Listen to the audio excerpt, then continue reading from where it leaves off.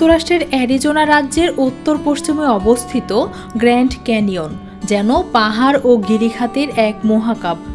প্রায় ২৭০ মাইল দীর্ঘ, ১৮ মাইল চওড়া ও ১ মাইল গভীর এই গিরিখাত পৃথিবীর ২০০ কোটি বছরের ইতিহাসের সাক্ষী। হাজার বছর ধরে এখানে বাস করা পুয়েবলো আদিবাসীদের কাছে এটি পবিত্র। তারা একে ডাকতেন বৃহৎ গিরিখাত।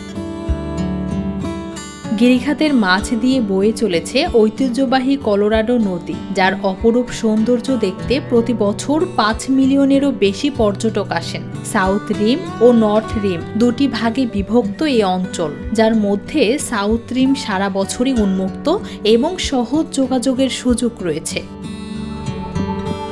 এখানে সূর্যোদয়, কলোরাডো নদীতে নৌকা ভ্রমণ, বিকেলের মোহনীয় দৃশ্য আর রাতের নীরবতার মাঝে গ্র্যান্ড ক্যানিয়ন পর্যটকদের মুগ্ধতার আবেশে ভরিয়ে তোলে, যা জীবনের স্মরণীয় অভিজ্ঞতা হয়ে থাকে।